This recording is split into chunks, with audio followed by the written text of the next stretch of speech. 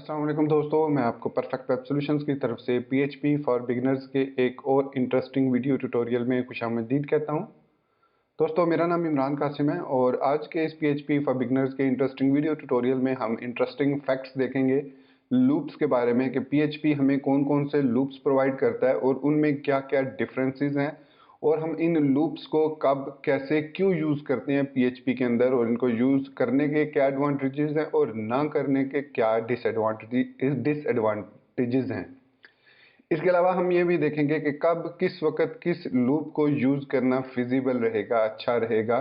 तो ये तमाम की तमाम चीज़ें हम आज के इस पीएचपी के इंटरेस्टिंग वीडियो ट्यूटोरियल में डिस्कस करेंगे, क्योंकि अक्सर जो इंटरव्यूज़ होते हैं उसमें ये क्वेश्चन पूछा जाता है कि लूप्स के बारे में बताएं, कौन कौन से लूप्स हैं पीएचपी में, लूप्स का पर्पज़ क्या है, हमें कब किस वक्त कौन सा लूप यूज़ करना चाहिए, वाइल और डू वाइल में क्या फ़र्क है, फॉर में और वाइल में क्या फ़र्क है, फॉर ईच फॉर में क्या फ़र्क है।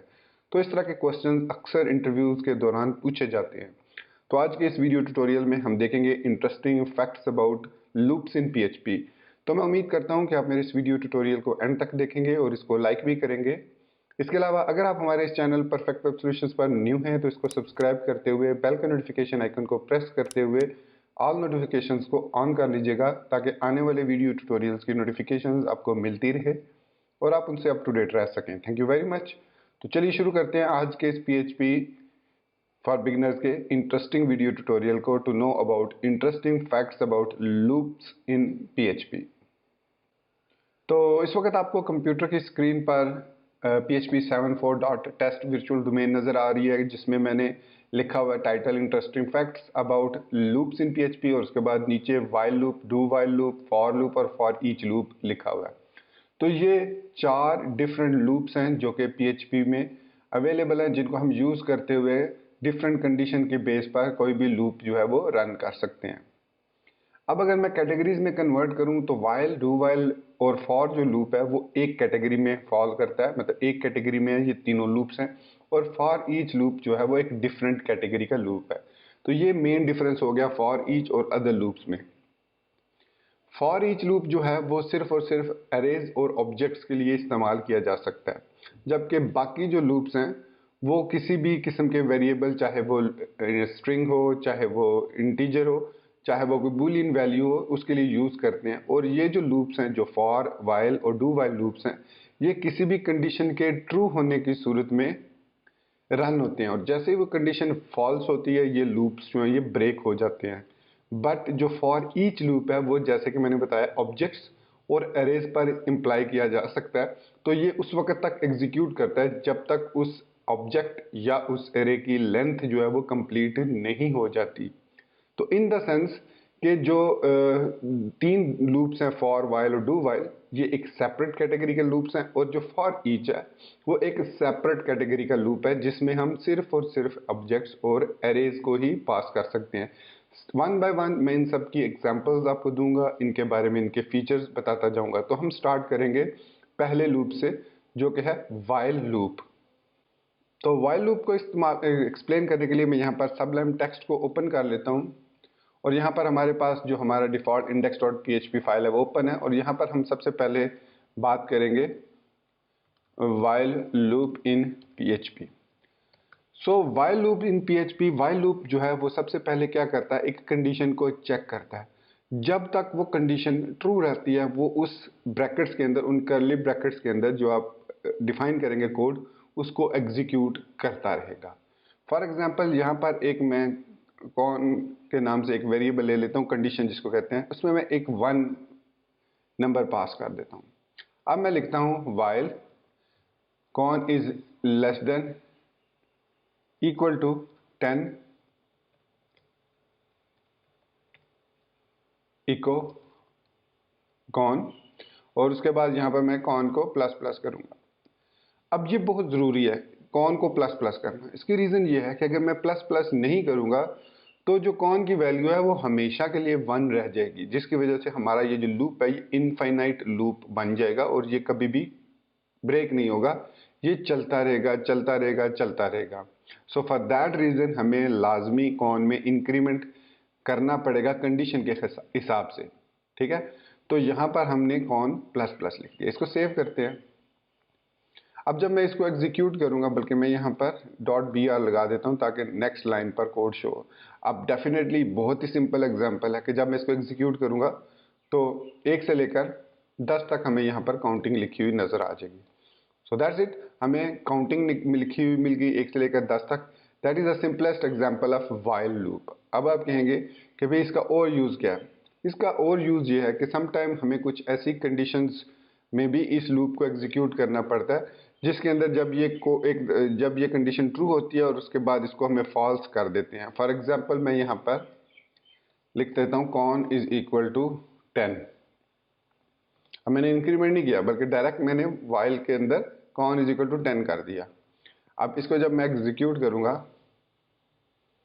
तो देखिए इसने हमें इनफाइनाइट लूप, अब ये हमारा इनफाइनाइट लूप जो है ये चल गया। इसकी रीजन ये है कि यहां पर मैंने कॉन को कर दिया है 10, तो यहां पर कंडीशन क्या है? Count is less than equal to 10, तो ये इक्वल टू 10 है तो ये कॉन को डिस्प्ले करता रहेगा। अब मैं यहां पर इसकी वैल्यू 11 करता हूं, तो अब ये 11 ना ही इससे छोटा है और ना ही इससे बराबर है। तो इट मीन्स अब मैं अगर इसको रन करता हूं, एक दफा ब्रेक करना पड़ेगा हमें, और उसके बाद मैं इसको रन करता हूं तो यहां पर आप देख सकते हैं कि इसने सिर्फ 1 डिस्प्ले करवाया। तो इस तरीके से हम इस व्हाइल लूप को यूज कर सकते हैं इनसाइड आवर कोड। और व्हाइल लूप के अंदर सबसे पहले कंडीशन चेक होती है कि वो ट्रू है या फॉल्स है। अगर वो कंडीशन पहले ही फॉल्स हो जाए तो वो उसको एग्जीक्यूट नहीं करता। फॉर एग्जांपल अगर मैं कनेक्शन के वेरिएबल को -1 कर देता हूं और यहां पर लिखता हूं व्हाइल कनेक्शन और फिर मैं लिखता हूं प्लस प्लस, अब क्या होगा? अब फर्स्ट टाइम कनेक्शन में -1 है तो यहाँ पर -1 जो है वो क्या करेगा? इसको ट्रू कर देगा और यहाँ पर कंडीशन हमें डिस्प्ले हो जाएगी -1। लेकिन देखिए जैसे ही मैंने -1 को आगे लेके गया, अब यहाँ पर मैंने कोई कंडीशन नहीं दी हुई कि greater than equal to, less than equal to, तो फिर ये लूप ब्रेक कैसे हुआ? ब्रेक इसलिए हुआ कि -1 में जब प्लस हुआ 1 तो इसकी वैल्यू 0 हो जाएगी, और 0 का मतलब पीएचपी के अंदर होता है फॉल्स। सो कनेक्शन में जब कॉन वेरिएबल में 0 चला गया तो वाइल 0 का मतलब है फॉल्स, मतलब इस सूरत में वो इस कोड को एग्जीक्यूट नहीं करेगा। फॉर एग्जांपल मैं यहाँ पर वाइल 0 लिखता हूँ और इसको रन करता हूँ तो देखिए यहाँ पर कोई वैल्यू डिस्प्ले नहीं हुई क्योंकि 0 का मतलब होता है फॉल्स। सो ये एक इंटरेस्टिंग फैक्ट है कि जब भी इसमें कोई भी फॉल्स कंडीशन आप वाइल के अंदर देंगे विदाउट एनी कंपैरिजन तो आपका लूप जो है वो ब्रेक हो जाएगा। कंपैरिजन देना तो ठीक है, मतलब हमने लिखा connection is less than equal to 10, that is comparison, लेकिन इसके अंदर जब तक ये कंपैरिजन ट्रू रहेगा तो ये लूप एग्जीक्यूट करेगा। जैसे ही कंपैरिजन फॉल्स होगा तो ये लूप जो है वो ये ब्रेक हो जाएगा। इसके बाद अगर इसमें आप 0 दे देते हैं सो दैट्स आल्सो मीन्स कि ये फॉल्स है और उस सूरत में ये ब्लॉक ऑफ कोड को एग्जीक्यूट नहीं करेगा। ये है हमारे पास while loop in PHP. While loop के बाद जो नेक्स्ट लूप है हमारे पास वो है डू व्हाइल लूप। तो इसको भी देख लेते हैं। यहां पर मैं do while loop in PHP लिख लेता हूं। तो डू व्हाइल लूप क्या करता है? डू व्हाइल में हम सबसे पहले कोड को एग्जीक्यूट करते हैं और उसके बाद उसकी कंडीशन को चेक करते हैं। फॉर एग्जांपल मैंने लिखा connection is equal to minus, बल्कि उसी को रहने देते हैं -1, और इसको फॉर द टाइम बिंग मैं कमेंट कर देता हूं ताकि आपके सामने ये जरूर रहे लेकिन ये कमेंटेड हो जाए। अब मैं लिखता हूं डू और इसके बाद एक एको कनेक्शन लिखा, br लिखा, सेम वही कोड में लिख रहा हूं और कनेक्शन में प्लस प्लस किया। अब मैं यहां पे लिखता हूं व्हाइल कॉन, और यहां पर भी मैंने इसी तरीके से लिखा है व्हाइल कॉन। और अब इस कंडीशन में क्या होगा? इस कंडीशन में ये होगा कि ये पहले 1 को डिस्प्ले करेगा, बगैर कंडीशन को चेक किए कॉन की जो भी वैल्यू है वो डिस्प्ले करेगा -1, फिर उसमें एक इंक्रीमेंट करेगा और फिर इस कंडीशन को चेक करेगा। तो ये उसके ऑपोजिट काम करता है वाइल के। मतलब वाइल में पहले कंडीशन चेक होती है फिर कोड एग्जीक्यूट होता है, यहाँ पर पहले कोड एग्जीक्यूट होगा, ब्लॉक ऑफ कोड एग्जीक्यूट होगा, उसके बाद वाइल कंडीशन जो है वो चेक होगी। तो अगर मैं इसको रन करता हूं तो हमें क्या आउटपुट मिलेगी इसकी? -1। तो सेम आउटपुट मिली जो इससे पहले वाइल लूप में थी। वाइल लूप में भी -1 था स्टार्ट में और हमने इसको चेक किया कि भाई ये कम है या ज़्यादा है, जो भी है। उसके बाद इस ब्लॉक ऑफ स्टेटमेंट्स को एग्जीक्यूट करो। इसमें कहा हमने पहले इस ब्लॉक ऑफ एग्जीक्यूट करो ब्लॉक ऑफ कोड को, फिर उसके बाद इसको इसको चेक करो। अब इस कंडीशन में अगर मैं यहाँ पर लिखता हूँ, सपोज मैं 1 कर देता हूँ, कौन इज इक्वल टू 1 कर देता हूँ, और यहाँ पर लिखता हूँ कौन इज ग्रेटर देन 1। तो अब इस सिचुएशन में क्या होगा, इस सिचुएशन में भी हमें ये पहले एक दफ़ा एग्जीक्यूट करेगा, फिर उसमें इंक्रीमेंट करेगा, तो इसका ग्रेटर हो जाएगा, तो दूसरी दफ़ा इसको डिस्प्ले नहीं करेगा। लेकिन वाइल के केस में अगर मैं यहाँ पर इसको कमेंट करता हूँ और इसी कंडीशन को वाइल में यूज़ करते हैं, while count is less then 1, तो इसको एग्जीक्यूट करो। तो अब इस सूरत में ये इसको एग्जीक्यूट नहीं करेगा, क्योंकि कौन जो है वो लेस देन 1 नहीं है बल्कि इक्वल टू 1 है। सो अगर मैं इसको रन करता हूं तो देखिए कोई आउटपुट नहीं आई। लेकिन अगर यही कोड मैं इधर रन करता हूं, सेम यही कोड डू वाइल में, इसको अब मैं कमेंट कर रहा हूं और यहां पर लिखता हूं लेस देन 1, तो अब क्या होगा, ये एक दफ़ा कोड लाजमी एग्जीक्यूट होगा और एक 1 जो है वो डिस्प्ले होगा, फिर उसमें एक इंक्रीमेंट होगा और फिर चेक होगा कि वो क्या इससे लेस देन है या नहीं है। देखिए रन किया तो यहाँ पर एटलीस्ट हमें एक दफ़ा 1 की वैल्यू मिल गई, कौन की वैल्यू मिल गई। तो डू जो है वो पहले कोड को एग्जीक्यूट करता है, फिर कंडीशन को चेक करता है। So that is do while loop in PHP।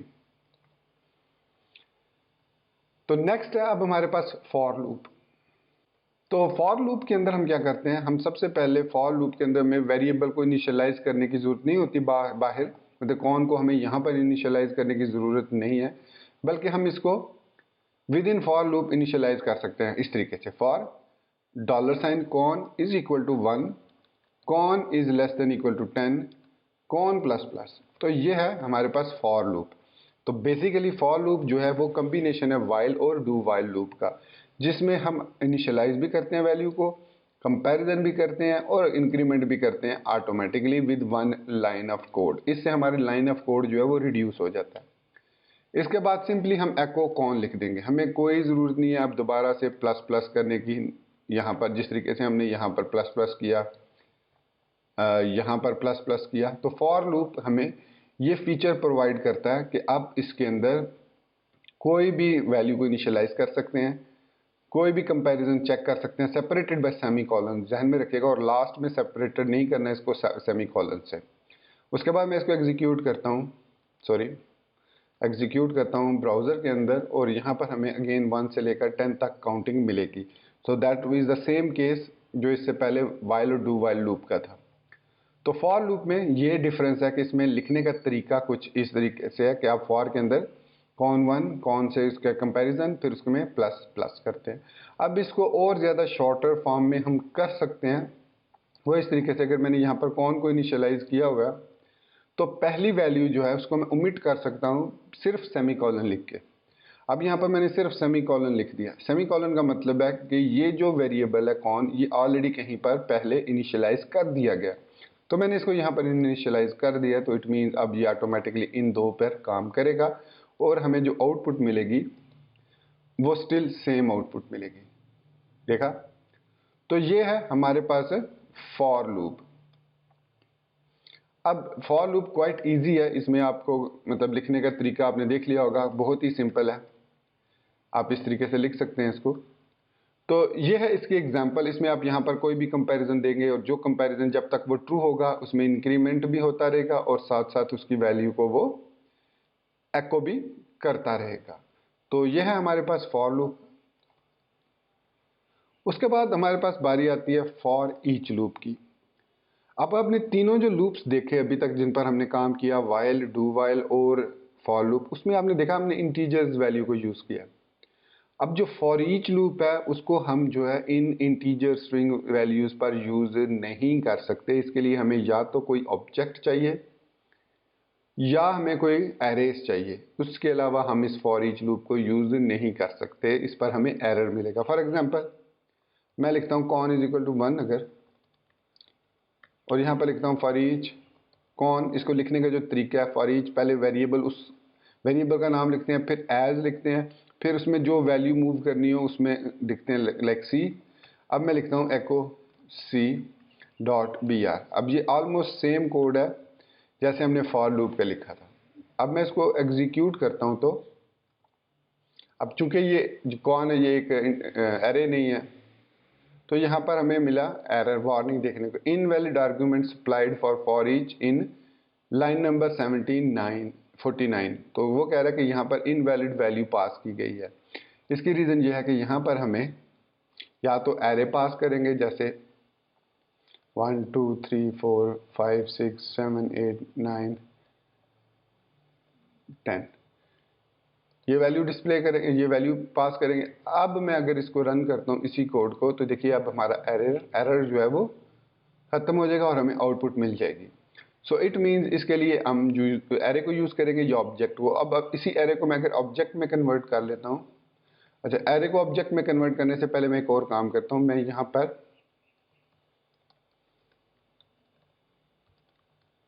कुछ इस तरीके से वैल्यू ले लेता हूँ। ये हमारे पास एसोसिएटिव एरे है।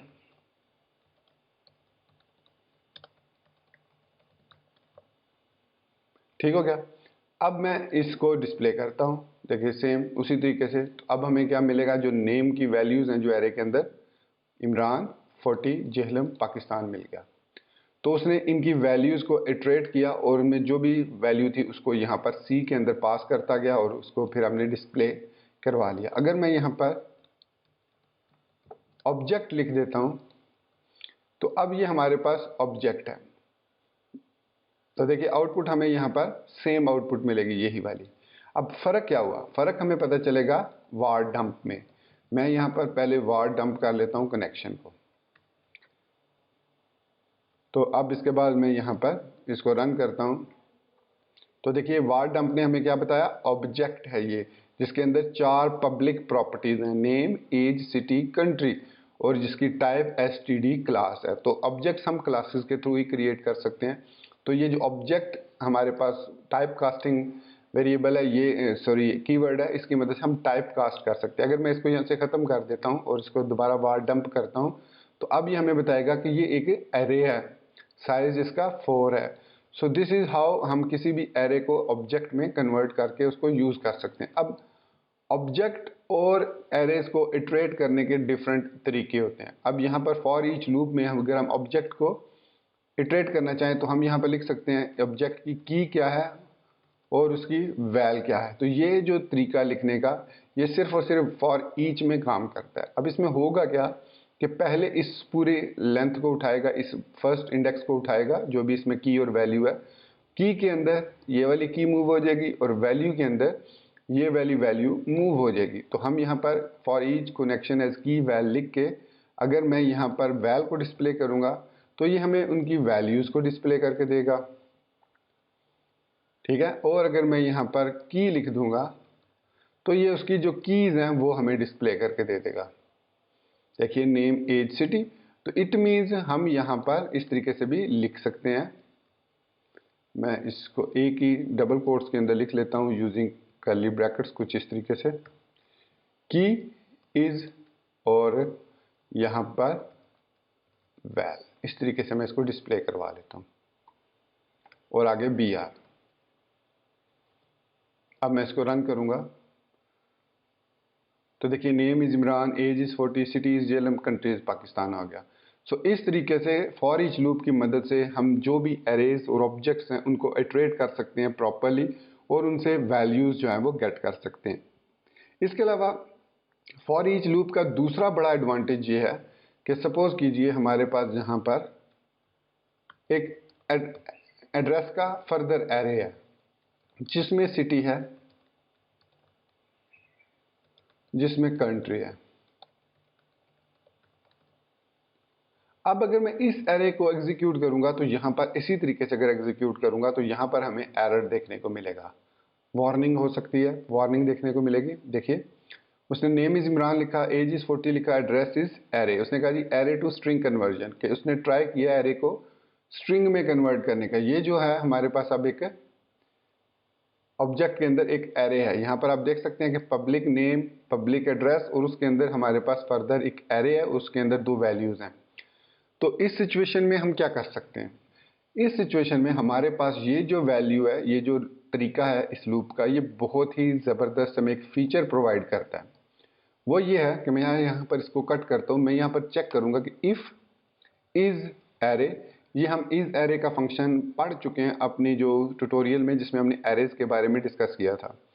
एरेज के बारे में कि किस किस किस्म के हमारे पास एरेज के कौन कौन से फंक्शंस हैं इंपॉर्टेंट, 10 फंक्शंस आई थिंक मैंने उसमें बताए थे। तो वो अगर आपने वीडियो नहीं देखी तो इसी वीडियो के एंड पे आपको मिल जाएगा उस प्लेलिस्ट का लिंक, और उसमें आप जाकर उसको देख सकते हैं। सो इज़ एरे वैल, अगर तो वो एरे है तो एक और फॉर ईच लूप लगाओ और उसके अंदर एक और वेरिएबल ले लो।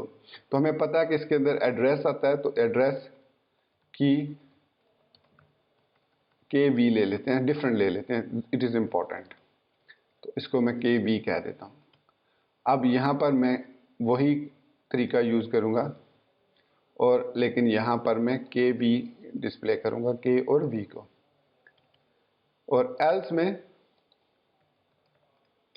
सिंपली की वैल। सो ये एक आपके पास मल्टी डायमेंशनल एरे को एक्सेस करने का तरीका बन गया। अब इसमें जब जब वो चेक करेगा कि क्या उस वैल्यू के अंदर कोई एरे तो नहीं है, मतलब ये हमारे पास एड्रेस है, एड्रेस एक की है, इसके अंदर ये वैल्यू है बेसिकली, जो कि फर्दर एक एरे है। तो उसने उसको चेक किया, सॉरी मैंने यहाँ पर एज लिखना था, तो यहाँ पर अब उसने सबसे पहले यहाँ पर आएगा, चेक करेगा की और वैल्यू में, और फिर उसको चेक करेगा कि इज एरे वॉल, मतलब जो वैल्यू आई है इधर वो क्या वो एक फर्दर एरे है। अगर तो एरे है तो उसको एक और फॉर ईच लूप लगाओ, अगर वो एरे नहीं है तो सिंपली उसको डिस्प्ले कर दो।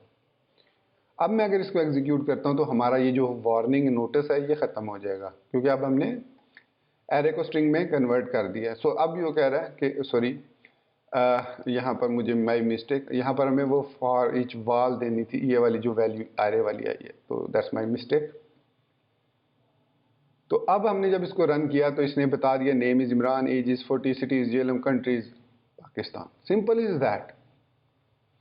तो इस तरीके से हम जो है वो मल्टी डायमेंशनल एरे, अब अगर मैं इसको एरे भी बना दूं इस तरीके से, ऑब्जेक्ट ख़त्म कर दूं और इसको दोबारा एग्जीक्यूट करूं, तो you will get the same output.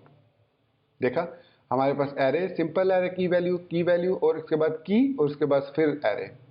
तो इस तरीके से हम जो है की वैल्यू मल्टी डायमेंशनल एरेज को फेच कर सकते हैं। अब इसके अंदर कोई भी उसका जो आगे फर्दर, मतलब जैसे मैं कॉमा कॉमा दे के यहाँ पर लिख देता हूँ, एड्रेस तो हमने लिख दिया, और उसके बाद बिजनेस, फर्दर एरे है बिजनेस, और उसके अंदर लोकेशन कहाँ पर है, बिजनेस लाहौर में है, और बिजनेस का एड्रेस क्या है। तो उसके बाद फर्दर हम यहाँ पर ले लेते हैं एरे, उसका जो भी प्लॉट नंबर वगैरह वगैरह जो भी है उसको यहाँ पर दे देते हैं। एड्रेस में हम दे देते हैं लॉन्गिट्यूड, और इसमें कुछ वैल्यू दे देते हैं रेंडम सी, और इसके बाद लैटिट्यूड, और इसके अंदर हम फर्दर कोई वैल्यू देते। तो ये हम मल्टी डायमेंशनल एरेज बना रहे हैं, ठीक है। ये एक एरे है, ठीक हो गया, और ये दूसरा एरे है, और इसके अंदर ये फिर एड्रेस का एरे है। सो देखा आपने कि एरेज के अंदर एरेज, एरेज के अंदर एरेज, हमने इस तरीके से इनको डिस्प्ले किया। अब इस लूप में हमें चेंज करने की कुछ भी ज़रूरत नहीं है, हम जो है वो सिंपली इसको एग्जीक्यूट कर सकते हैं। तो हमें उसने कहा कि address is array,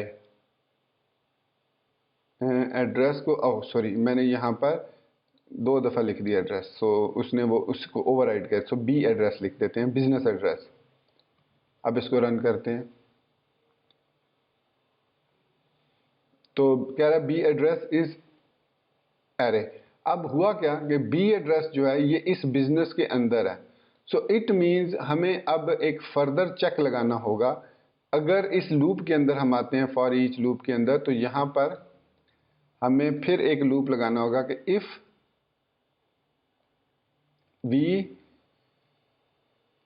is array v for each v as, अब अगेन मैं इसको ए बी कह देता हूँ,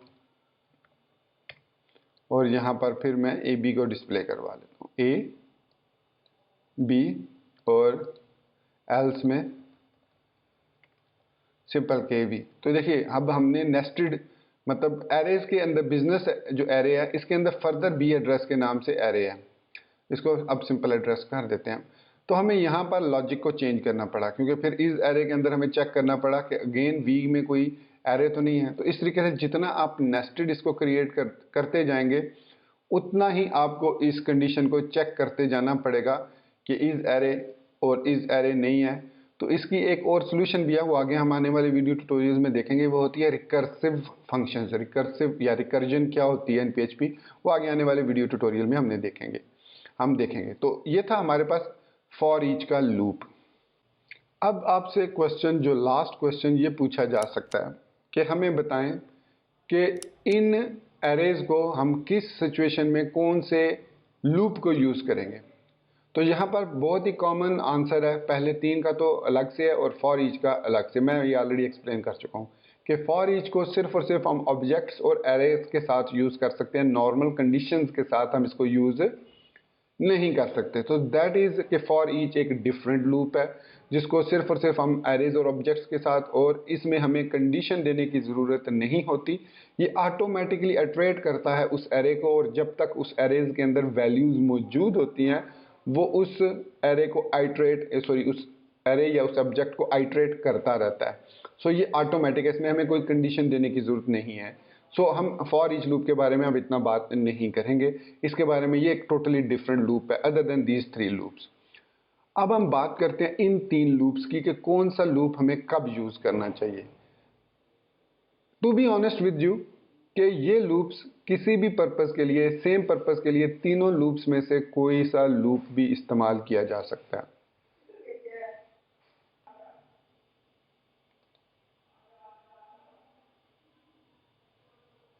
तो आप ये कह सकते हैं कि फिर इन लूप्स का इस्तेमाल कहाँ पर होगा।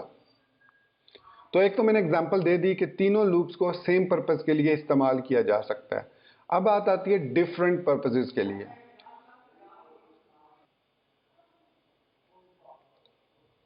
तो डिफरेंट पर्पस से यहाँ पर क्या मुराद है? डिफरेंट पर्पस ये है कि सपोज कीजिए कि आपका कोई वेरिएबल प्रीवियसली कहीं पर इनिशियलाइज्ड है और उस पर आप एक लूप लगाना चाह रहे हैं। तो उस सूरत में इट इज़ प्रेफरेबल कि आप वाइल लूप को यूज़ करें।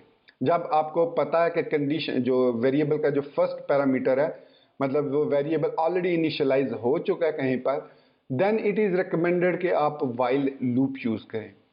क्योंकि वाइल लूप में हमें इनिशियलाइज करने की वैल्यू नहीं मिलती कि हम वाइल के अंदर इनिशियलाइज नहीं कर सकते वैल्यू को, किसी भी वेरिएबल को हमें उसको पहले इनिशियलाइज करना पड़ता है, दैट इज मस्ट। तो अगर आपका वेरिएबल ऑलरेडी इनिशियलाइज्ड है कहीं पर वेरिएबल आपके प्रोग्राम के अंदर, उस वेरिएबल को आप लूप लगाना चाह रहे हैं, तो then you should use while loop.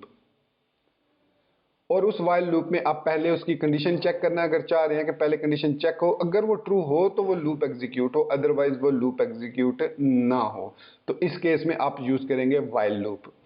लेकिन अगर आप ये चाहते हैं कि वो कंडीशन ऑलरेडी इनिशियलाइज्ड है, तो एटलीस्ट एक दफ़ा वो लूप एग्जीक्यूट हो, उसके बाद कंडीशन चेक हो, या उसके बाद उसमें कोई भी आप चेंजेस करते हैं और उसके बाद उस कंडीशन को चेक करते हैं, then you have to use do while loop.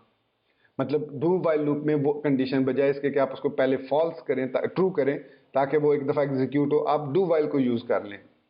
तो डू वाइल के केस में इवन वो कंडीशन फॉल्स भी होगी तो भी डू वाइल लूप जो है उसको एग्जीक्यूट कर देगा।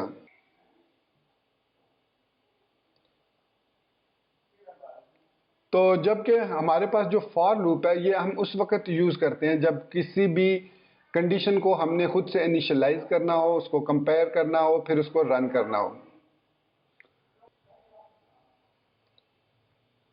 तो अब हम जो है वो फॉर लूप की अगर बात करें तो फॉर लूप में हम वेरिएबल को इनिशियलाइज करते हैं और फिर उसके बाद इसको यूज़ करते हैं।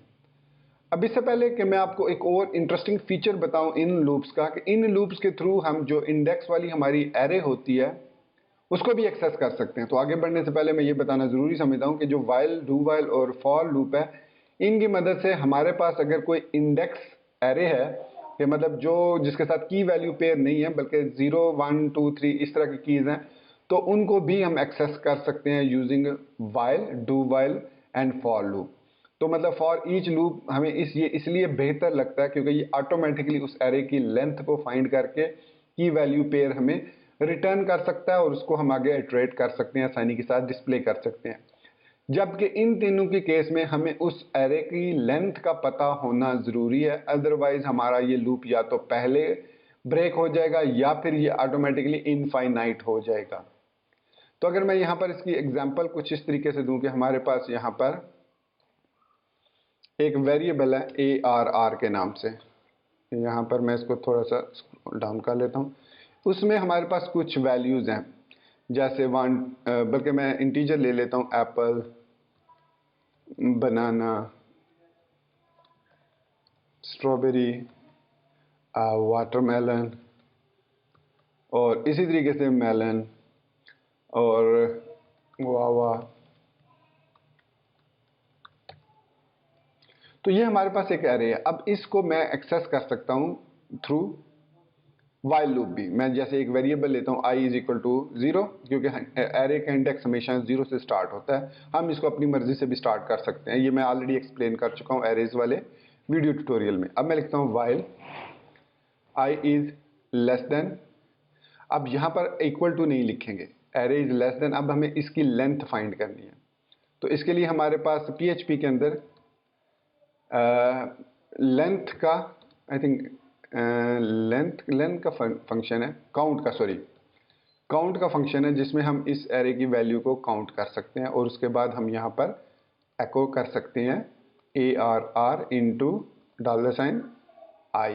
तो यहाँ पर मैं i लिखना भूल गया, sorry, i is less then, और यहाँ पर फिर हम लिखेंगे AI प्लस प्लस।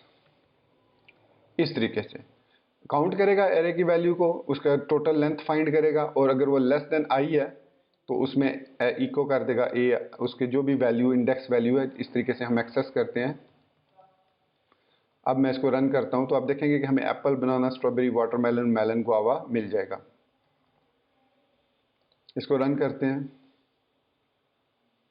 तो देखिए हमें उसकी वैल्यूज मिल गई। इसी तरीके से हम यहाँ पर डू वाइल को भी यूज कर सकते हैं। तो यहाँ पर मैं इस कंडीशन को यहाँ से कट करता हूँ, डू लिखता हूँ, वाइल यहाँ पर लिख देता हूँ। अब i 0 है तो 0 वाली वैल्यू डिस्प्ले हो जाएगी। रन करते हैं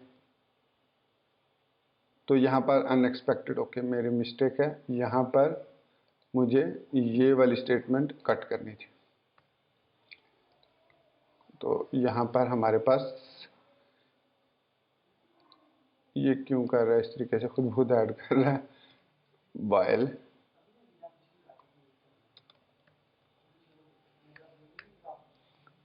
रीलोड करो इसको, ये क्या कर रहा है, do while i is less then, ये क्यों इसको ऑटोमेटिकली ऐड कर रहा है।